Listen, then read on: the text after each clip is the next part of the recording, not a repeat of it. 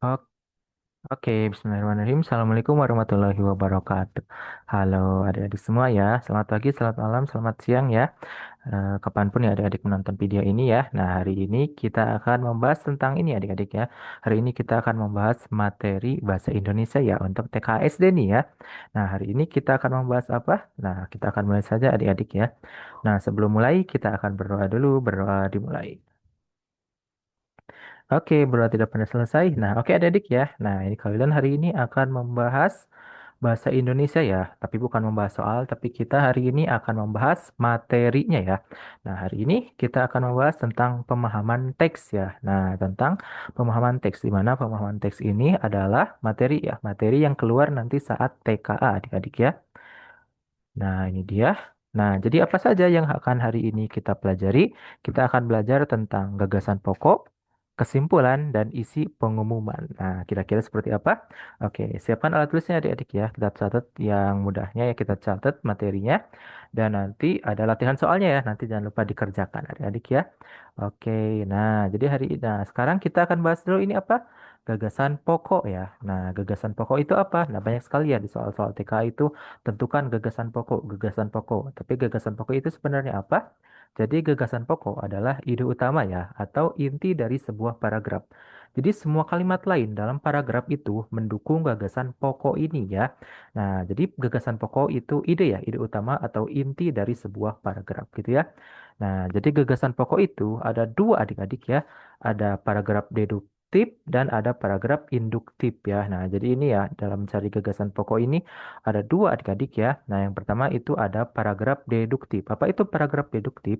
Jadi paragraf deduktif itu ya, paragraf deduktif itu adalah gagasan pokok yang ada di awal paragraf gitu ya. Jadi sebuah paragraf yang gagasan pokoknya itu ada di awal gitu ya. Nah, jadi kalimat pertama berisi ide utama diikuti kalimat-kalimat penjelas ya. Nah, ciri khasnya apa? Kalimat pertama adalah kalimat topik ya, atau topik sentence gitu ya.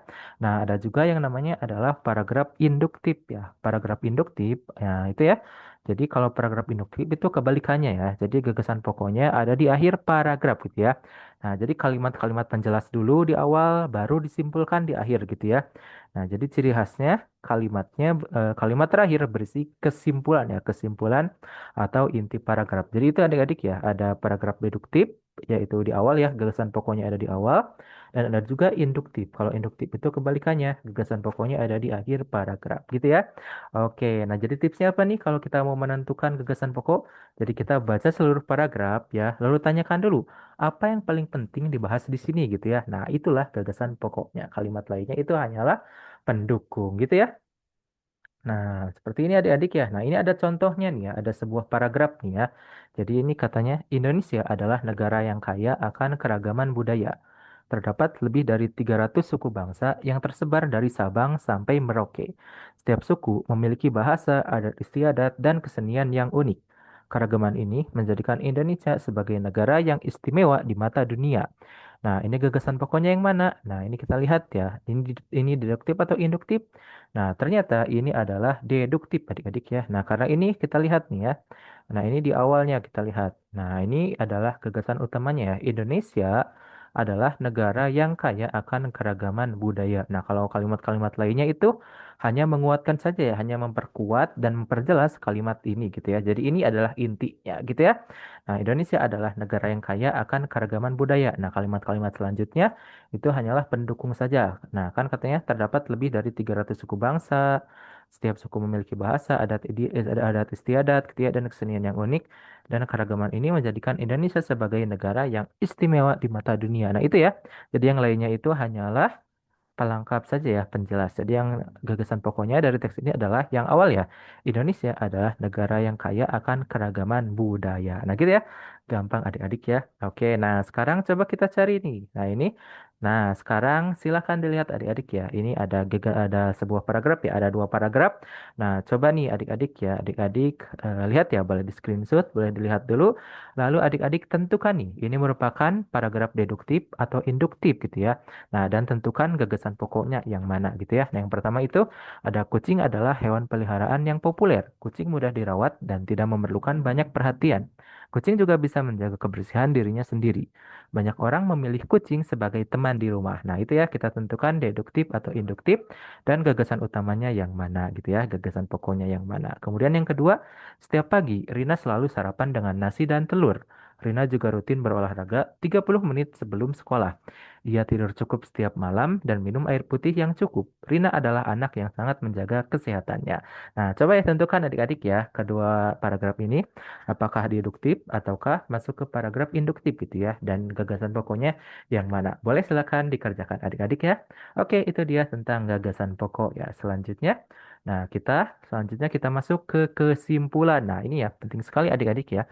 Bahkan tidak hanya di soal saja ya, di dalam kita baca berita, baca cerita dan lain-lainnya gitu ada yang namanya kesimpulan ya. Jadi kesimpulan itu apa? Kesimpulan adalah inti ya, inti atau rangkuman dari seluruh isi teks. Diungkapkan secara singkat dan padat gitu ya. Nah, jadi intinya apa dari sebuah teks itu ya. Nah, ini ada langkah-langkahnya dalam membuat kesimpulan. Yang pertama itu baca seluruh teks dengan seksama gitu ya. Nah, kita jadi pahami setiap paragraf, jangan hanya baca sekilas, tapi pahami betul-betul gitu ya. Yang kedua adalah tentukan gagasan pokok tiap paragraf. Nah, itu ya. Tadi kan setiap paragraf ada gagasan pokoknya, lalu kita kumpulkan ide utama dari setiap bagian teks gitu ya. Yang kemudian langkah selanjutnya gabungkan ya. Gabungkan menjadi kalimat yang ringkas. Nah, rangkai gagasan pokok menjadi satu atau dua kalimat. Jadi gagasan pokoknya disatukan, lalu kita rangkai ya, kita ubah menjadi satu sampai dua kalimat gitu ya. Lalu gunakan kata-kata sendiri ya. Nah, hindari menyalin kalimat langsung dari teks. Jadi tidak copy paste ya, tapi kita sederhanakan lagi itu ya. Maknanya itu apa gitu ya. Maksimal satu sampai dua kalimat saja. Nah, jadi kesimpulan yang baik itu singkat, mencakup inti teks dan tidak menambah informasi baru gitu ya. Itu ya ciri-ciri kesimpulan yang baik. Oke, nah itu ya. Nah, sekarang kalian punya contoh nih ya. Ada sebuah teks nih. Bunyinya, matahari merupakan sumber energi utama bagi kehidupan di bumi. Cahaya matahari dibutuhkan tumbuhan untuk melakukan fotosintesis. Selain itu, matahari menghasilkan panas yang menjaga suhu bumi tetap hangat ya. Tanpa matahari, tidak ada makhluk hidup yang bisa bertahan. Oleh karena itu, matahari berperan sangat penting dalam kelangsungan hidup di planet kita ya. Nah, jadi kesimpulannya seperti apa? Nah, ini ya. Kesimpulannya bisa kita simpulkan seperti ini adik-adik ya. Matahari adalah sumber energi yang sangat penting bagi kehidupan di bumi. Karena tanpanya tidak ada makhluk hidup yang bisa bertahan gitu ya. Jadi lebih singkat tapi mencakup keseluruhan gitu ya. Oke, itu dia contohnya. Nah, ini adik-adik ya. Nah, kalian ada sebuah teks ini ya. Coba simpulkan adik-adik ya. Ada teks A dan ada teks B ya. Nah, dari teks A ini, buku adalah jendela dunia. Dengan membaca buku, kita bisa mengetahui banyak hal tanpa harus pergi ke tempat yang jauh. Buku juga membantu kita berpikir lebih luas dan kreatif. Oleh sebab itu, membaca buku sangat bermanfaat bagi kehidupan kita. Nah, itu teks A, lalu ada teks B. Sampah plastik menjadi masalah serius di lingkungan kita. Plastik sulit terurai dan mencemari tanah serta air. Hewan-hewan laut banyak yang mati karena memakan sampah plastik. Kita perlu mengurangi penggunaan plastik demi menjaga lingkungan. Nah, coba nih tugasnya buat kesimpulan adik-adik ya. Jadi buat kesimpulan dari teks A dan dari teks B, gitu ya. Nah, itu ya. Jadi tadi sudah ada berapa soal nih? Sudah ada 4 soal ya tadi tentang gagasan pokok dan ini tentang kesimpulan dua. Jadi sudah ada 4 soal adik-adik ya. Nah, silakan dikerjakan ya. Oke, lanjut kita ke materi yang ketiga ya, yaitu tentang isi pengumuman ya. Nah, isi pengumuman ya. Jadi apa itu pengumuman? Nah, pasti adik-adik sudah tidak ini ya, tidak asing nih di kehidupan sehari kita di internet itu ya, bisa lewat online, offline ya. Nah, pasti sudah menemukan pengumuman ya. Jadi apa itu pengumuman? Pengumuman adalah teks yang berisi informasi penting yang ditujukan kepada halayak umum ya, kepada umum gitu. Untuk memahami isinya, gunakan rumus 5W1H. Nah, ini ya, 5W1H ada apa saja? Yang pertama itu what ya. What itu adalah apa ya? Misalnya apa yang diumumkan atau kegiatannya apa gitu ya. Kemudian ada who ya. Who itu siapa? Siapa yang mengumumkan teks, siapa yang mengumumkan ya atau dituju gitu ya. Jadi siapa nih pengumumannya diumumkan oleh siapa dan untuk siapa. Kemudian when itu adalah kapan ya, kapan kegiatan atau acara itu berlangsung. Kemudian ada where itu adalah di mana ya, di mana tempat kegiatan dilaksanakan gitu ya. Lalu ada why itu adalah mengapa ya. Apa tujuan atau alasan pengumuman? Lalu ada how. How itu adalah bagaimana ya. Bagaimana tata cara atau prosesnya gitu ya. Jadi tidak semua unsur 5W plus 1H selalu ada dalam pengumuman. Temukan yang tersedia dan rangkum isinya. Jadi tidak selalu ada semuanya ya. Tapi ini kalau ada kita tentukan gitu ya. Nah, atau disingkat adik Simba ya. Apa?